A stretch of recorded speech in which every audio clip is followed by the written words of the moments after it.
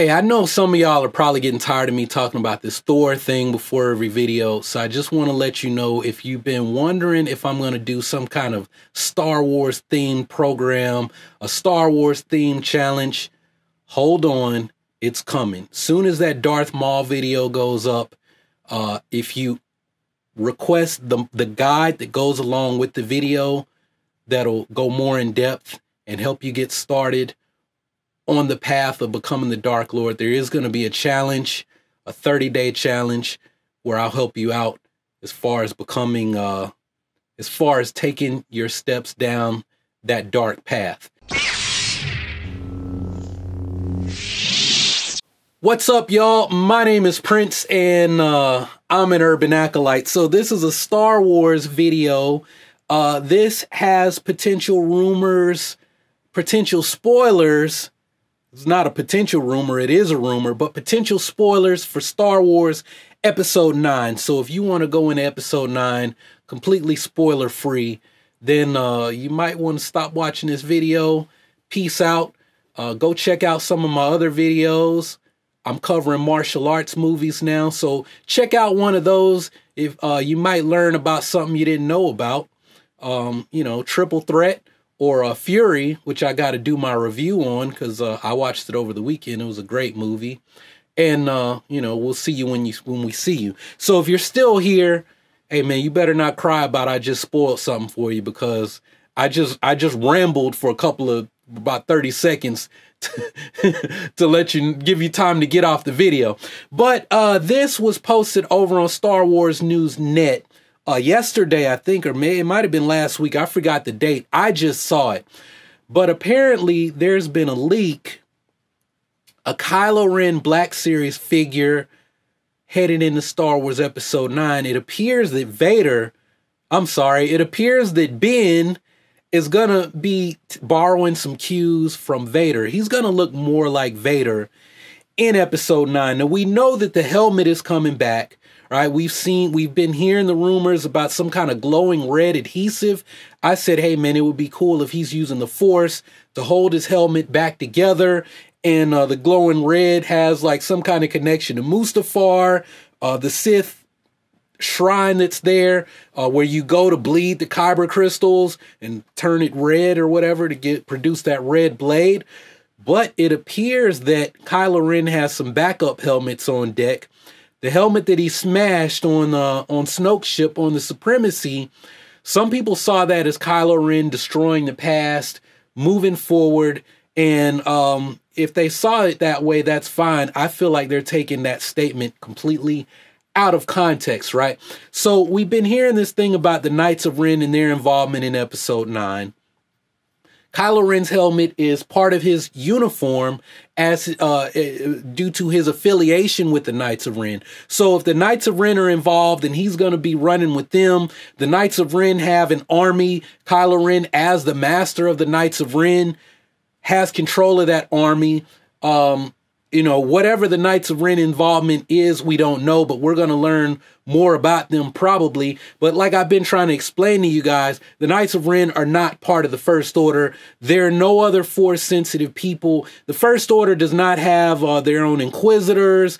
If Snoke has another apprentice, they are not part of the First Order. The only Force-sensitive people who are outwardly Force-sensitive, like there could be Force-sensitive people in the First Order, the way that Vice Admiral Holdo was Force sensitive, but she's not a Jedi. She hasn't had any training. She comes from Gatalena. If you haven't read Bloodline, Gatalena is like this planet that's always had this long, deep connection with the Jedi and the Force and the Jedi religion, right? They're just very spiritual. They're like artsy, kind of religious hippies, like literally hippies, like artsy and in all that kind of stuff. And then they're like these, you know, like religious hippies too, you know, like they're very free and spiritual, but they, you know, lean or focus on the light side of the Force. So a lot of Force sensitive people on Gatalena who just may not have become Jedi. Well, in Holdo's case, she couldn't have because she was born around the same time as Leia. So during the Purge, so, you know, she probably displayed some stuff as a child and it just got overlooked and, you know, went on, they kept it under the rug and then she forgot about it. All right. But getting back to the topic at hand, it appears that, drop my lightsaber, that Kylo Ren has other helmets on deck, because apparently he's going to be wearing a helmet that's not deformed or being held together. A regular helmet is going to return. Also, he's going to have a new cloak that has a hood on it. So it's like whatever the tunic is that he wore over his under tunic that we saw him wearing in The Last Jedi, he's going to have that, like, it's going to be a mixture of looks, right? He had the cape in The Last Jedi. Now he's got a cloak like a cloak like Luke Skywalker had in Return of the Jedi, where it was like a cape with a hood, right? So it's like he essentially looks like, I mean, he's essentially this, right? He's wearing his except I got on a robe or a cardigan sweater, right? But that's essentially how he's gonna look. Is he's set my helmet there. He's essentially wearing this cloak, and he's hooded, and he's got the mask on, right? And maybe this is his Knights of Ren look. I don't know, but it's very interesting. In the article in Star Wars News Net said this is the most Vader look, the most Vader-esque look that we've seen him have up to date. I think it's cool.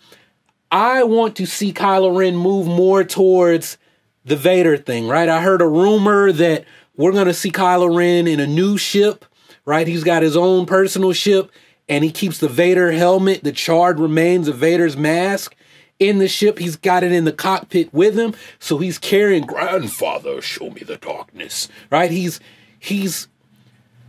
getting more in tune with that, right? And going back to this whole idea that Kylo Ren smashed the helmet, he was burying the past, forget the past. That's the only way you can become what you were meant to be.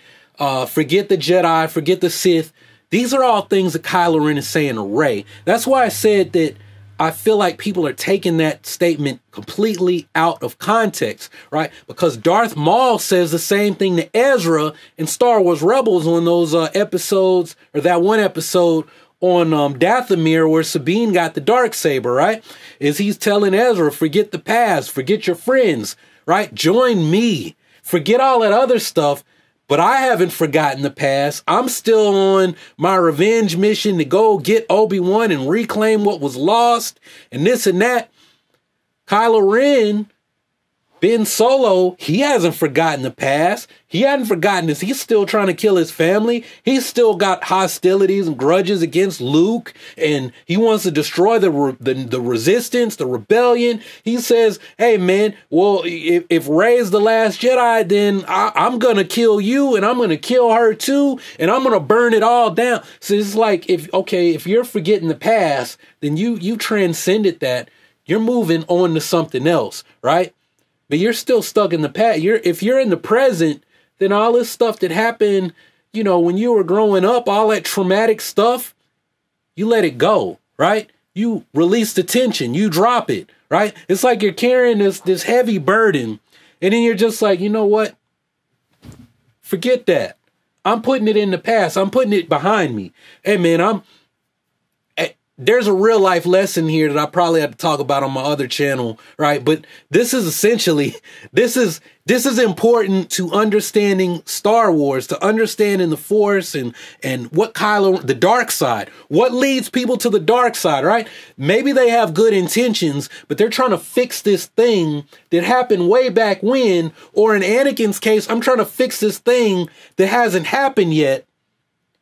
And if I'm right here in the present, which is what Yoda's essentially telling, Yoda doesn't understand. And what Yoda said about, look, his wife was dying. And I hear all the noise on Twitter, mostly from people who don't meditate.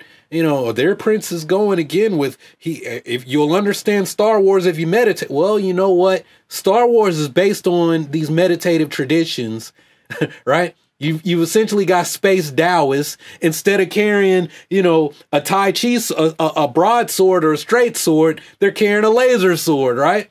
Oh, I guess I just triggered I guess I just triggered one of those guys that runs one of those channels. Is it Professor Dork or something that said that like Disney doesn't understand Star Wars because they call it a laser sword? Well, damn it, I'm calling it a laser sword too, right? A laser sword, right? Instead of carrying a Tai Chi sword, they're carrying laser swords, right? They wear simple robes, right? And they're supposed to be carefree, but when you're not carefree, right? When you're full of cares, you fall to the dark side. You care too much. You don't know when to let go, right? Anakin didn't know when to let go, and all these bad things he's seeing became a self-fulfilling prophecy. If you keep heading down this path, if you're so attached to Padme that you can't let her go, when the time comes to let go, she's gonna die. And that's what happened. And he really didn't know when to let go, right? He force choked his wife, right? His baby mama, right? And then, oh, you're going down a path I can't follow, right? She lost the will to live, which is a real thing, you know. And, you know, childbirth is, as my grandma told me, childbirth is like the closest a woman comes to death. And some of them come a little bit too close and they go over the edge. I'm not making a joke out of that. It's bad, right? With Ben, I'm so attached to this thing that happened when I was a kid. We don't really know what it was, but we kind of have an idea as his parents were off doing this. Han is being Han and Leia's being Leia, and what they had to live up to. And it's like, yo, man, I just want to be a racer. I want to be a smuggler. I want to be like Dad. And I got this Force thing, and y'all have thrust this upon me, but I don't want to be like y'all. And I really don't want to run with Luke. And if Luke had just left everything, if Uncle Luke had just left everything the way it was, right? Maybe the Empire wasn't so bad, right? Maybe Vader and Palpatine had it right, right? I wouldn't be doing this stuff right now. If Luke had just stayed, you know, being a moisture farmer on Tatooine, right? None of this stuff had happened. And then it's, oh, now you mean what? My grandfather, this great Jedi, was who? He was what? Why didn't y'all tell me? Ben, why didn't you tell me? Right?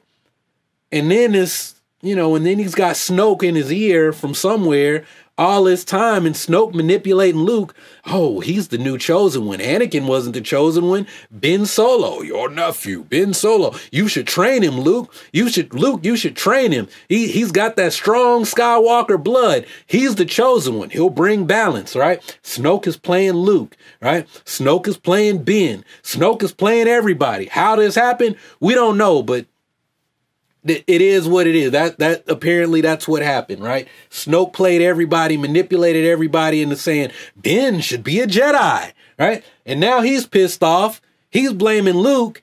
And then whether he knew that Snoke was behind it all along or not, well, it doesn't matter now because we know what he did to Snoke. And he's still on the warp. Okay, you believe that, hey, man, everything will be okay if I'm in charge. That's the solution to everything. I need to be in charge. Now you are in charge. Now what? He still can't let go of whatever it is. So what happens? He turns to this, right? Turns to the Knights of Ren.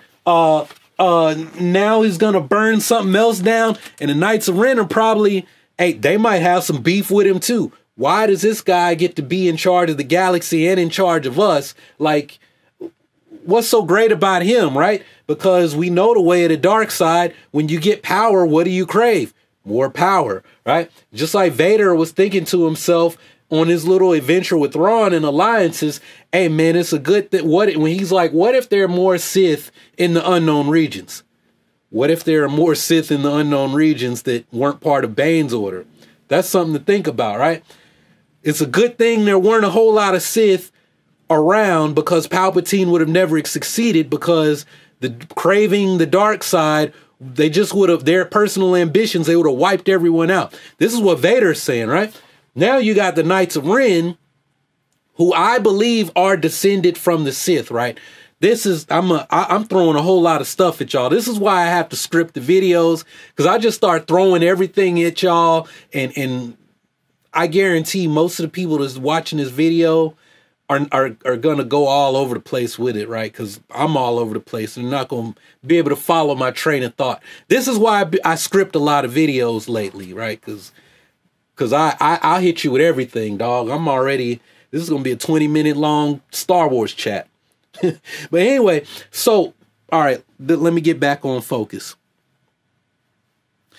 So Palpatine had this contingency plan. We got it in Aftermath. We got it in those comic books that came out, you know, with Luke looking for the Unity trees. Those are the Force trees. If you didn't know what they're called, they're Unity trees, right? So he's got Operation Cinder, and you saw it in the Battlefront 2 game too, right? He's burning down everything, right?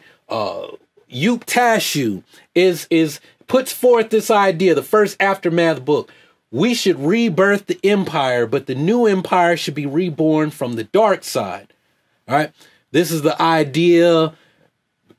Ray Sloan is there, and he's whispering this in her ear, and this is where the First Order, the idea from the First Order, comes from. This is where that seed gets planted. Although, Gallius Rax it intended all along. We're going to go into the unknown regions. We're going to rebuild a new empire with me as the emperor, because I'm Palpatine's son, right? Not officially, but hey, I'm little Galley, man. He found me on Jakku and brought me up, and I've been brought up all along in secret by Palpatine to be his heir. I'm the heir to the empire, right? Not Thrawn, me, Gallius Rax, right?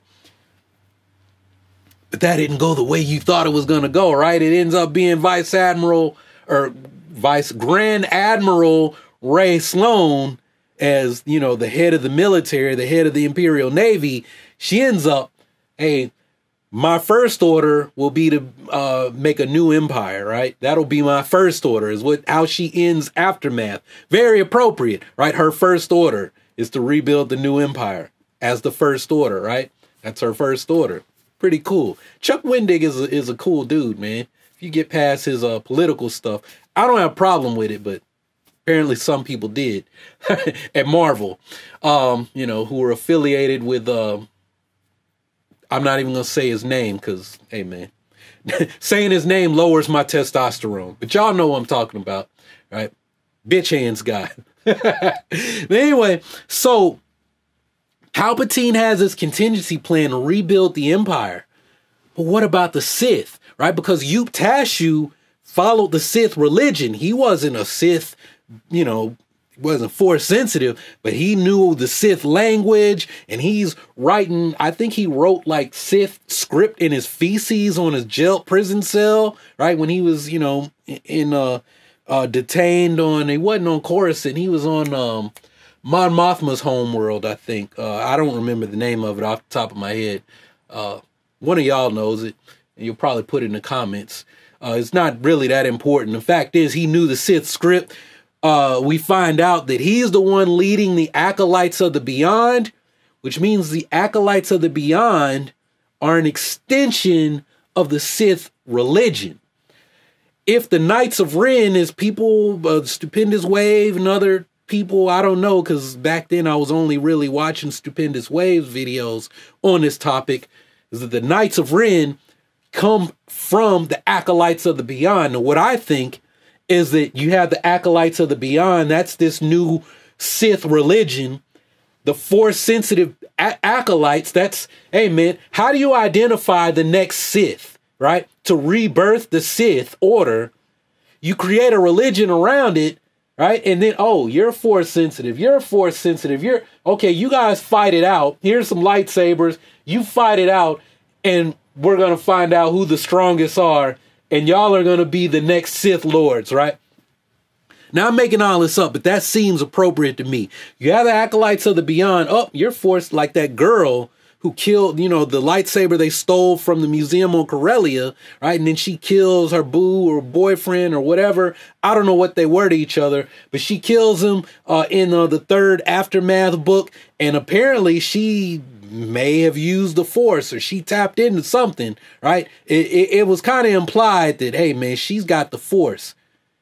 Boom, there you go, because hey, there's a rumor going around, and one or more of the Knights of Ren are women. Now, I mean, she would be old, because, yeah, I mean, we're talking 30 years later, so maybe it's not her, but she could have a daughter. Or all I'm saying is that it sounded like the Acolytes of the Beyond, if Tashu was the person responsible for that, and he knew all of Palpatine's plans, how do we know that Palpatine, the Acolytes of the Beyond, weren't something that Palpatine put in the, carry out my orders. You follow this religion. Make sure the Sith don't die. The Sith are eternal.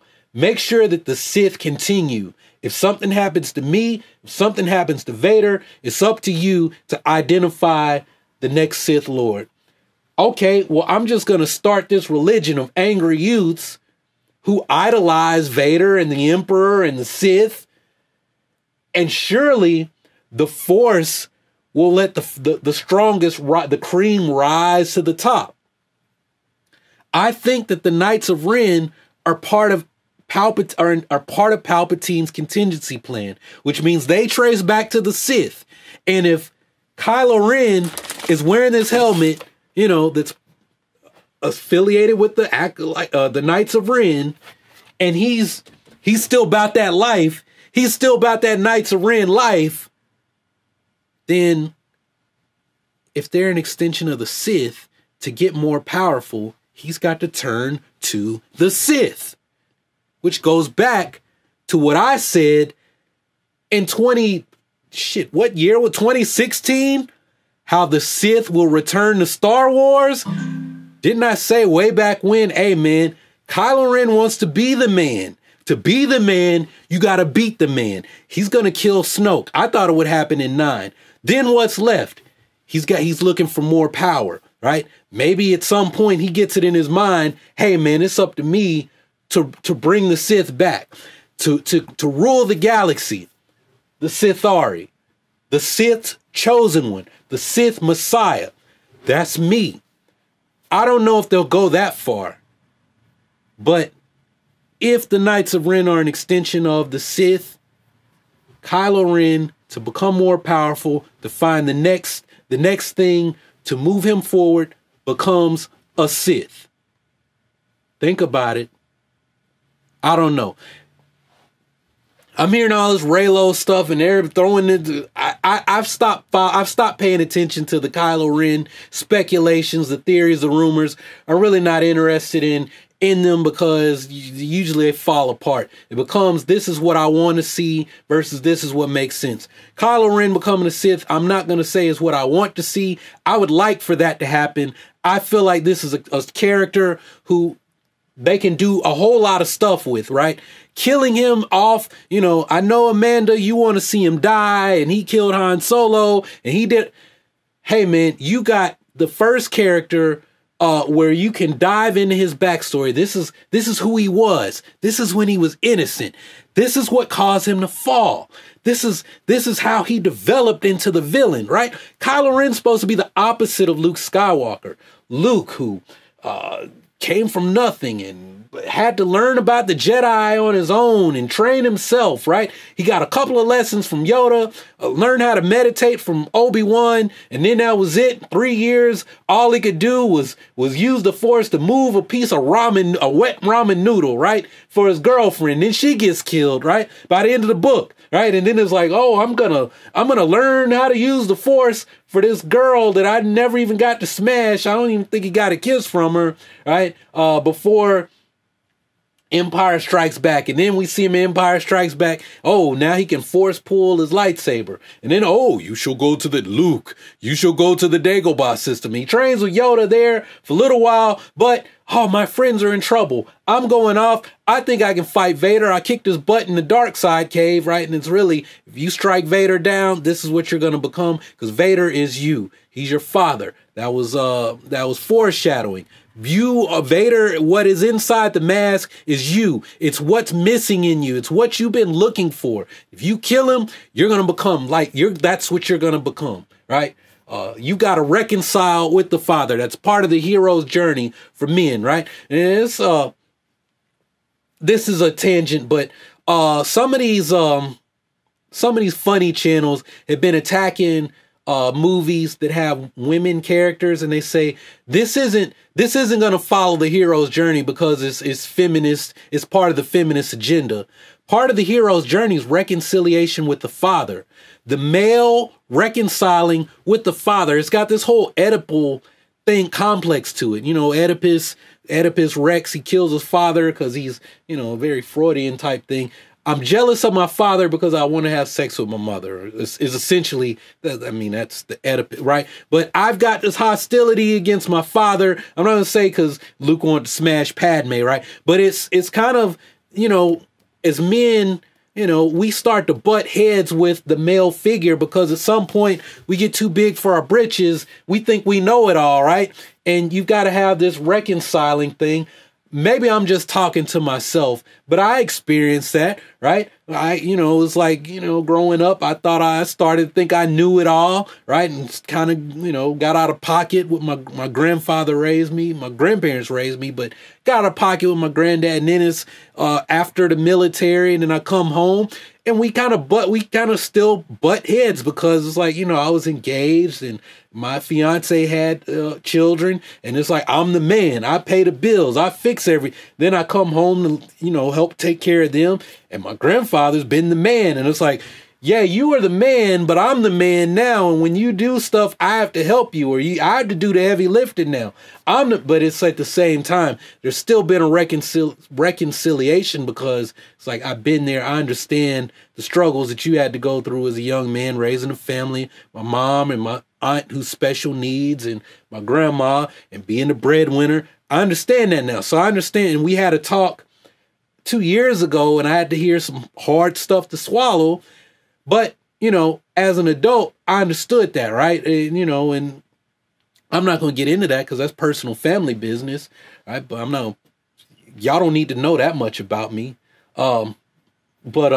You know, there's mistakes that were made, and as an adult, now I can understand that. And that was our reconciling. So this hero's journey is real, man. It's real life, right? People look at the story, oh, it's got to follow. It's like, no. When you look at the bigger picture, then you can start to look at the themes and place them in these certain places. But where I was initially going with this is the hero's journey, as far as Joseph Campbell, it really kind of only applies to men. Right. So when you hear these people, that's part of the feminist agenda, that the story doesn't follow the hero's journey. Well, it's not always necessarily going to follow the hero's journey because it's a woman, and women have a different experience. That's why there's this new book called The Heroine's Journey, the journey of the female hero. And part of her journey is, sorry, ladies, she has to become like a man. And part of becoming the boon giver, it's when male and female come back together and she is able to assert her femininity, right? I've experienced maleness. Now I'm going back to femaleness, and these two experiences come together because I'm at the end of the day, I'm still a woman unless I want to be stuck as a man, right? And and that kind of shoots it's the feminist agenda. They're trying to assert this and this. It's like, no, I have to experience this journey to becoming the hero as a man. I have to put down my femininity, me being a woman, me being a female, not me, but the character, right? Rey, Captain Marvel, whoever, right? I bet Alita Battle Angel to us too. They say, well, Alita Battle Angel follows the hero's journey. Well, then in that case, then Alita, I haven't seen the movie yet. I'll probably see it soon. I'm not a big rush to see it. I plan to see it though. If not, I'll get on video on demand and talk about it. Or, I mean, digital download. I'll buy it, not bootleg it, right? If y'all want to have that conversation. Amanda, I know you do. But my point is, right, is that they say, well, it follows the hero's journey and these other movies suck. And it's like, okay, well, if that's the case, then Alita's not a female. She's an android. She has no gender, right? And she's basically a dude that looks like a chick, right? Well, we're going to make her look like a chick, you know, to be cute, for the cuteness factor. But essentially a robot that has no sex and therefore can follow the hero's journey that's intended for men. And I'm saying that comes from Joseph Campbell, right? I was shocked when I read it. It was like Joseph Campbell told this lady, he was like, well, you know, the women don't go on the hero's journey because they're already there. They're already the boon giver, which essentially says that a woman being the boon giver means that she's the giver of boons through childbirth, which gets into some really bad theology that's in, you know, the New Testament, the Timothy, First Timothy or second, I don't know. I wrote a paper on that verse a long time ago, right? That essentially says a woman's path to redemption is, or salvation is through childbirth, right? What about women who can't have children? So, you know, I got way off on a tangent there. We're supposed to be talking about Kylo Ren. You know what? This is straight off the dome. So I'm just going to post this 30, 40 minute long Star Wars chat and let it go. But Kylo Ren, I don't know how he has a reconciliation with the father, to get back on that whole, this is supposed to be about Kylo Ren. I don't know how he reconciles. He has the reverse hero's journey is how I'm reading his character at this point. He's on the path of the tyrant. Who does he reconcile with? Maybe that's what makes you the tyrant. There's never a reconciliation. There's never any of this stuff. And for him, it's being more like Vader, right? This is who he idolizes. He doesn't care about Anakin. He cares about Vader, the dark side, the dark path that Anakin was on, because he can't let go. He can't put down the past. He can't be present, right? He's stuck in the past, and that determines his present and his future, right? So I don't know, but either way, I mean, even still, the fact that he's got the same flaw, the same flaw that Anakin had during the prequels, as Vader, during the dark time, Vader hated himself, right? So what is propelling him to the dark side when everyone is gone for him to hate? What makes him continue to do this stuff? That's a question that I'm going to be looking for in episode 9. And if this character continues, right, which that's what I want to see. I want to see him continue. I want to see him become everything that Luke in Legends was, except instead of the great Grand Master of the Jedi and the most powerful Force user, this dude is a Sith Lord. Or whatever, the master of the Knights of Ren, whatever. Right now, he rules the galaxy. But how powerful is he? I mean that not just related to the Force, but politically. How powerful is he really, right? Besides just being able to rule people out of fear. How much respect does he command, right? Do people serve him because they fear him? How powerful is he? That's what I'm looking for in episode 9. And if the character continues, that's what I want to know. That's what is going to keep me interested in Ben Solo, in Kylo Ren. But I don't know. It seems like most people either want to see him die or have a redemption. And I just feel like it's too soon for any of that, right? If we're going to continue telling Star Wars stories, and it sounds like the First Order is still going to be a thing, you know, it sounds like 9 is really going to deal with the rise of the Resistance. It means this battle is going to be going on for some time, right? Dave and Dan's trilogy could deal with this from a different point of view. Ryan's trilogy could deal with the fallout of this in other parts of the galaxy that aren't really part of the story, this main story, but they're being impacted by these events at the same time, right? I don't know, but I just feel like it's called Star Wars, and we've got a big war that's brewing, and to wrap it all, it started, you know, it started in 7, and then in 8, it's like this is a continuation of the things that happened in 7, right? It's essentially The Last Jedi is like The Force Awakens. It's like episode 7.5, right? The first half of The Force Awakens should have been The Last Jedi should have been in The Force Awakens, right? But it moves the story forward because now our heroes have to make a choice. The Last Jedi is really about everyone finding their identity. Who are they going to be as this story progresses? Who's leaving the story? Who's part of this story moving forward? What is their role going to be? They got to pick a side. They got to make a choice, right? Are you going to exit stage left? Or are you going to stay on the stage and keep being a player, right? And now that they made the choice, now we can move the story forward. Now we can get it started. Now we can put all our players on the chess to start the real war, right? That's what 8 was all about. If people didn't like it, maybe they missed that one crucial point, is that this movie is all about choices. It's all about people making choices for how they want to be a part of this story moving forward, right? Essentially the same thing that was Empire Strikes Back, right? What choice are you going to make, Luke? Because it's really centered around Luke. Luke is... The original saga is really Luke's story. Yeah, it's Vader's redemption, but it's Luke's story, right? In this one, it's Rey's story. It's Finn's story. It's Poe's story. You know, who's supposed to die. Now it's Poe's story. It's Kylo Ren's story. It's the story of the Resistance. It's the story of the First Order.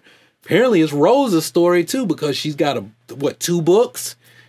She got 2 books out of The Last Jedi, her character. So if you didn't like Kelly Marie Tran, her personally, or you just didn't like her character, well, I don't really know. I guess don't read her books. Like, just don't pay attention to that part of the story, because now Rose is a part of the story.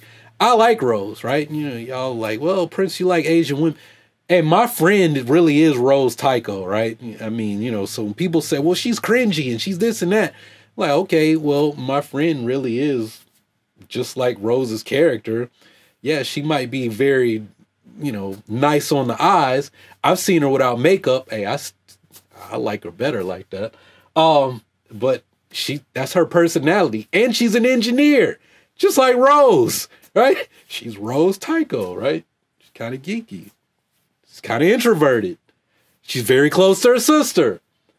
Dog, I'm like, I need to put that Finn effect on her, right? Man, I need to find me a white girl that can use the Force to make her jealous. I'm just playing. Anyway, I have rambled on long enough. I'm going to wrap this one up. But what do you guys think about this rumor about Kylo Ren? Well, I won't say it's a rumor, because the toy, we've seen the toy, or I've seen the toy. Hop on Star Wars News Net to see that picture of that toy, right? Hey, man, he's wearing a cloak with a hood, and he's wearing the mask. So is this... What's the deal? Is he trying to be all out Vader? Is he the next Dark Lord? Or is this just a Knights of Ren thing? Or is this just a thing to sell more toys, right? Well, we got to make Kylo Ren look really cool and everything to sell more of these toys. Because I'll admit it, I bought 2 Kylo Ren Black Series figures of The Force Awakens. I didn't buy any from The Last Jedi.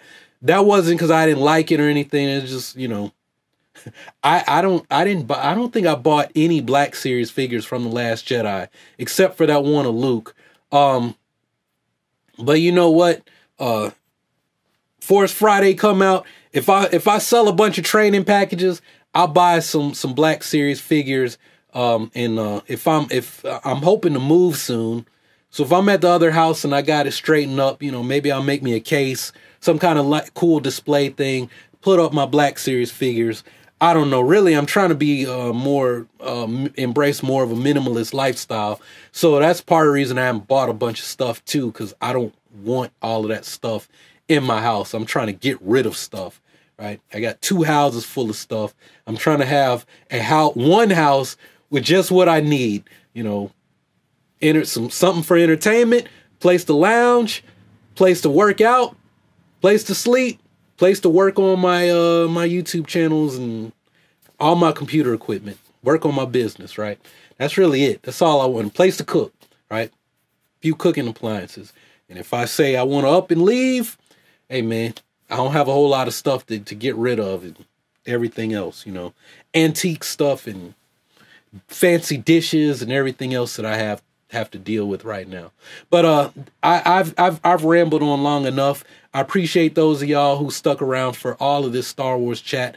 Hey man, I'm interested in hearing your thoughts, opinions, whatever you got to say on this. So thanks for watching. Y'all keep on breathing, and may the force of others be with you always.